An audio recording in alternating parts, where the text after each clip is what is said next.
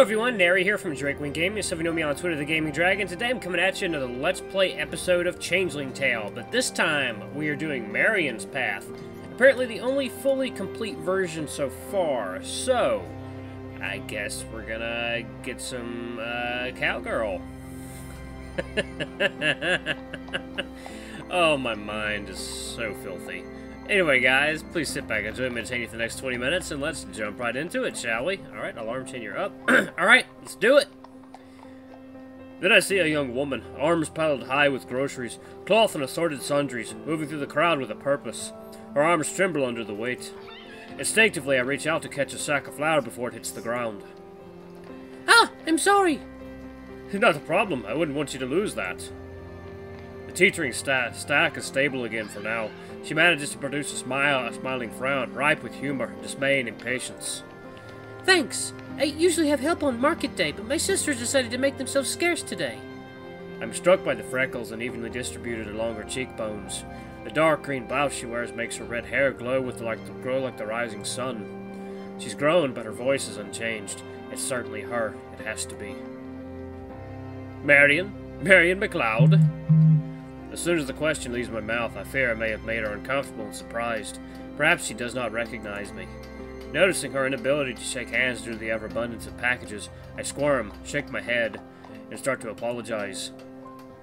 She straightens up, adjusts her goods, looks me dead in the eye, and extends one hand. Hi, I'm Marion. Her handshake is firm. She squints at me, perhaps because of the bright sun. Then her face breaks into a smile. Malcolm? She sighs with relief. You're home! The wind blows across the familiar face, no longer that of the girl I knew through childhood, but of the woman she's become. She steps towards me as if to offer an embrace, but is too bogged down with groceries to do anything but stare at me, wide-eyed. Her visage is warm and youthful, but her eyes have maturity beyond their years. Back and still in one piece, thankfully. How are you, your sisters? Grace and Jessie, we are still managing to make ends meet on the homestead. We're still neighbors, then. And your parents? I catch myself. Your father? Her mother passed when the girls were young. I should have remembered before I spoke. Father is still away. He's overseas, serving as an officer. We're tending the place to ourselves. Your hands must be quite full with that. She laughs and shifts her weight again, obviously still struggling under the load. In more ways than one. I better get back to my errands before I drop anything else. It's so wonderful to see you again, Malcolm. Please stop by our home any time. All of us can catch up. It's been too long. She nods a farewell and turns back toward the fray of the market. Offer to help her with the things, you dummy.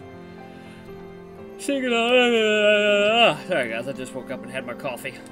Extra caffeine. Hopefully I won't be fucking jumping off the walls. Seeing an old friend and wrestling with all those unwieldy supplies breaks my heart. Say, Marion, do you want an extra set of hands for the day? She turns back around, perhaps caught genuinely surprised by the offer. I hope I'm not embarrassing myself, or her.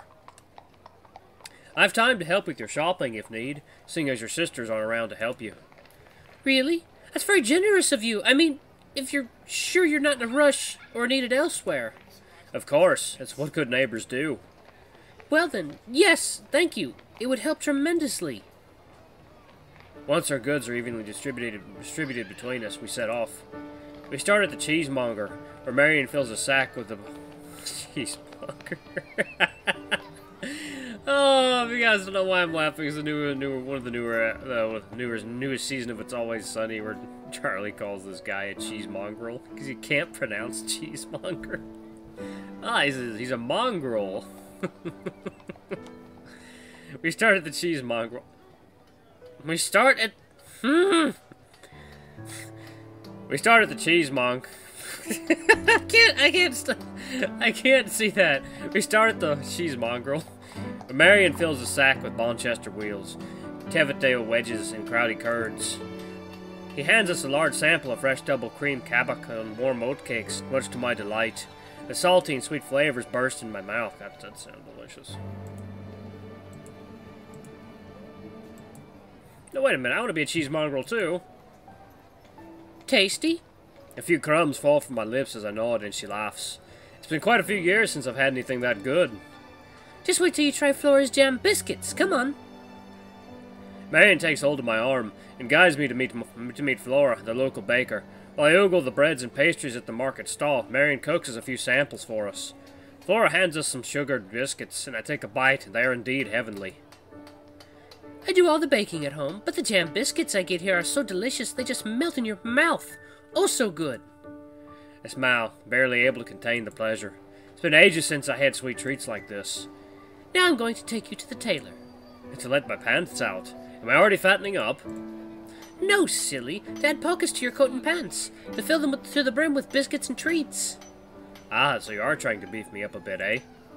No, I just see how much you like to eat. Food makes your eyes light up. I imagine if you've been living off of MREs and shit like that for, I don't know how long he was in the war, a while, I guess. You probably jump at the chance to have something sweet and good in your mouth. You learn to appreciate even the simplest of experiences once they're taken from you for any length of time. The crispness of the cracker, the sourness of fresh cheese.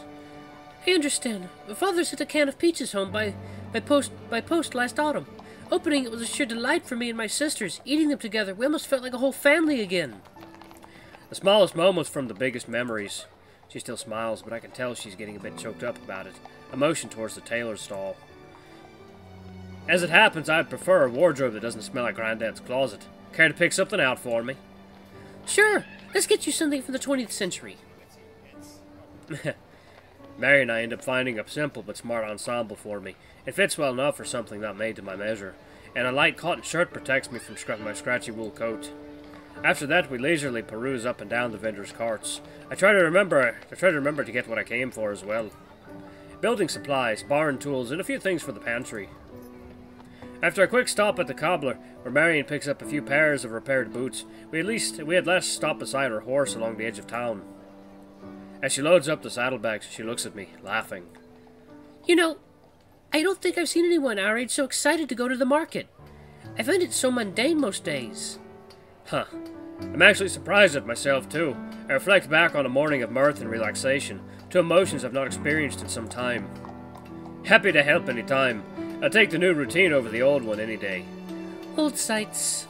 Yes, old sights, but I can handle that. Oh yeah, these two are gonna go far. The sun is high and the market is finally winding down. Marion finishes securing her supplies precariously to her horse. Other people are doing the same, about to set off for their long treks home. And then there are the handful of people drifting into the Stag and Nanny to top off the tank before their journey. Well, Malcolm, I think that will do it. I really do appreciate all the help. Where are you headed to now?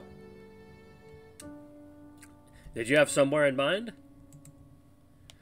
Ah, I suppose I don't have any plans in particular. Why? Really? Well, then, perhaps you'd like to drop by the homestead. Catch up for old time's sake.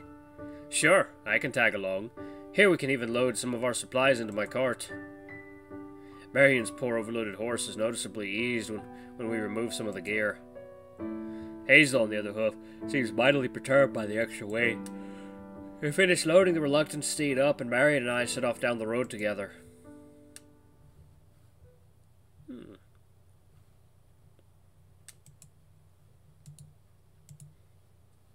The Big Sister. I rock back and forth with the steady trot of my horse. The hum of bees and whistles of songbirds fill the air. Everything is so peaceful. Peace. I'd almost forgotten its simple pleasures.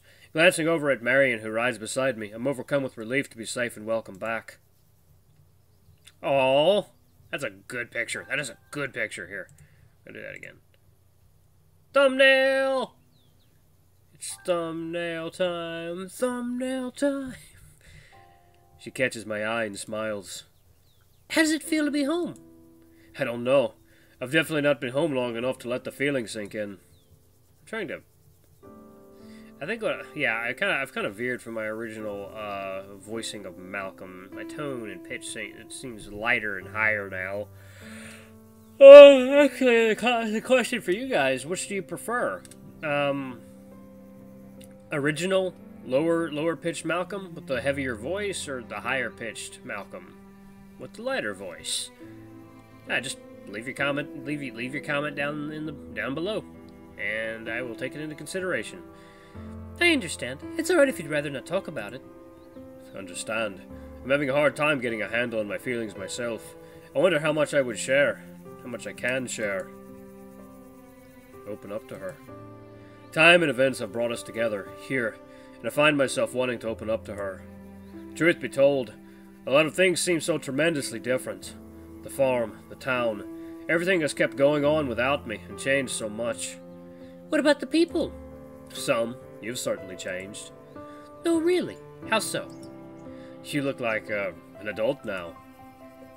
Older? Wiser? I realize there may not be an appropriate way to express that she's gone from a young woman to, well, I certainly couldn't say a bloomin' lass out loud. I guess we're both adults now. Childhood certainly passed us by. There's something wistful in her expression. I feel nearly the same. I don't ever remember the luxury of being a child, though I'd like to think I'm a bit more grown up than when you last saw me. Time will do that. Milking cows and grinding chaff will also do that. My cheeks go red. Oh, I don't mean to say you look old. Her smirk is reassuring. I know. Sometimes I just feel a little out of place, like the whole world has moved on, disappeared, and here I am, trapped doing chores until eternity. Oh, listen to me. I don't mean to sound ungrateful. I'm happy to have a safe and warm home. But the day-to-day drudgery. Yes, I see Jessie out having a grand time, and I look at poor Grace, who never seems to even want that excitement. Well, what do you want? She shakes her head. I don't know. I guess just once I'd like to forgo my chores to go to the pub and have a pint. You couldn't? I just can't. There are too many responsibilities with my father away. I would feel endless amounts of guilt if I let things fall behind. Ah, that isn't a way to live, Marion. Even a hard-working woman must afford herself some frivolity now and then. Maybe one of these days, when the farm learns to run itself, then you can guide me on how to live a more daring life. Yes, I'd gone off in search of the daring life and found it all right. Perhaps, but be careful what you wish for. That's a good picture. Gotta love me some redheads. Eventually we reach the McLeod homestead. We pull the heroes up to the door and begin unloading Marion's supplies. From behind me I hear the door open and feet step up out onto the gravel. Oh, Malcolm, do you remember my sister Jessie? Yes, I do. Brought home a boy, sis. He looks familiar.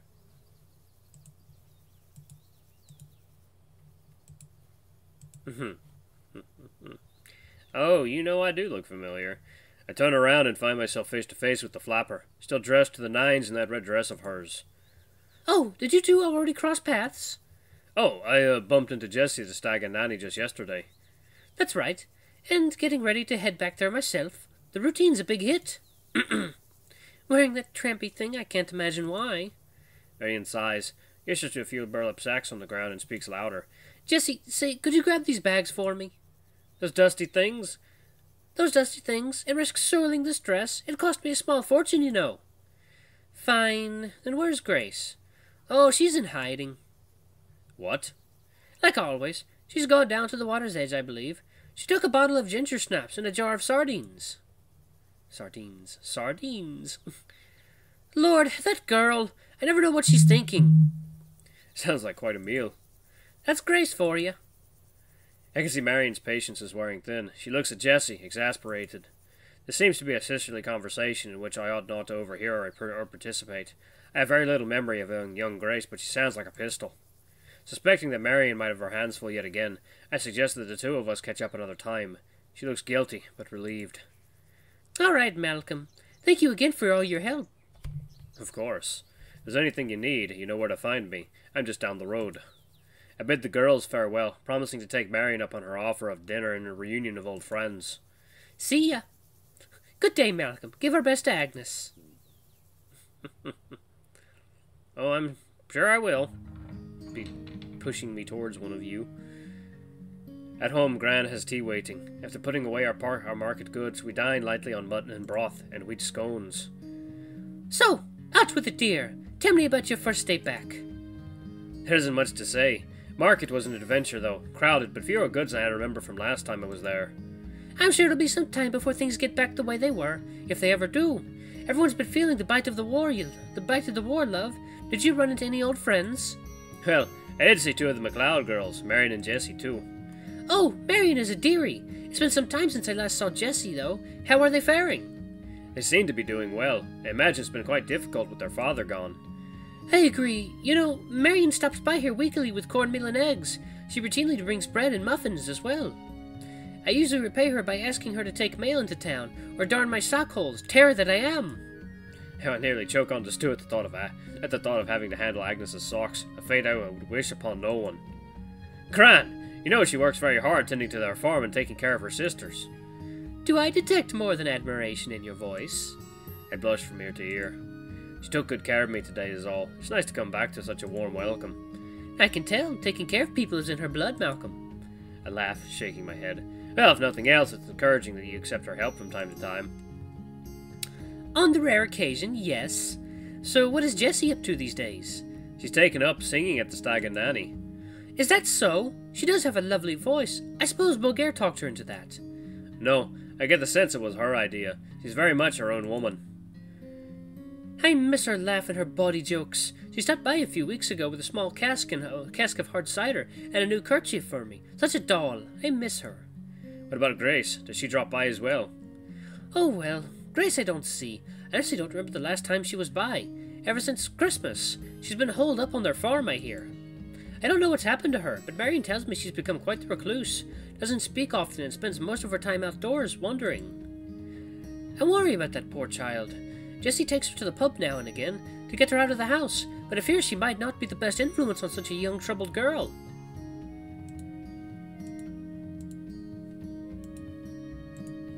I gnawed and sipped my tea, and finally asked what I've been avoiding as long as possible. And my parents, do they visit?